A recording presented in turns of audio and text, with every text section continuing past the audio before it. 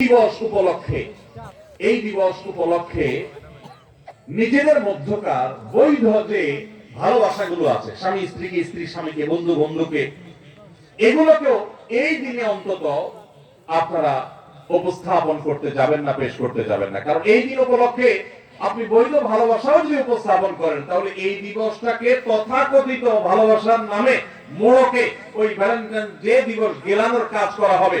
এই জন্য তাদের মার্কেটিং করবেন না, তাদের অন্যায় কাজে সাহায্য করবেন না। আল্লাহ বলেছেন, ওয়ালা তাআওয়ানু আলাল ইসমি ওয়াল উদওয়ান, পাপ এবং সীমা লঙ্ঘনের কাজে কেউ কারো সাহায্য করবে না। তারা চায় ভ্যালেন্টাইন্স ডে কে তথাকথিত ভালোবাসার নামে এই সমাজে গিলাতে আপনি যদি এই দিনে কোন একটা অ্যাক্টিভিটিস করেন ওই জাতীয়, তাহলে আপনি তাদের মার্কেটিং করলেন, ওইটাকে প্রতিষ্ঠিত করলেন। এই জন্য এই কাজটা এই দিন অন্তত করবেন না।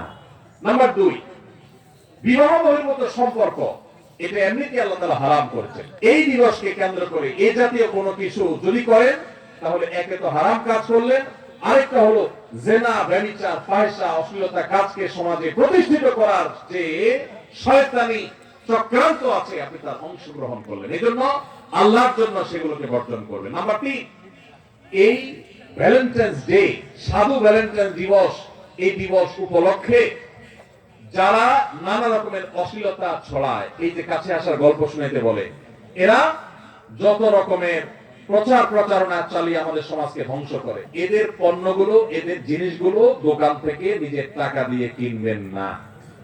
ঠিক আছে ইনশাআল্লাহ? এগুলোকে বর্জন, বয়কট করবেন। কারণ এগুলোকে বর্জন করলে তাদের প্রতি আপনি যে ন্যূনতম প্রতিবাদ করেছেন, এটা প্রমাণ হবে যে আল্লাহ, আমি অন্তত তারা অন্যায় কাজ করে দেখে তাদের এই জিনিসটা আমি কিনলাম না, তাদেরকে আমি একটা টাকা দিয়ে অন্যায় কাজ করতে সাহায্য করলাম না। সবাই চেষ্টা করবো না ইনশাআল্লাহ?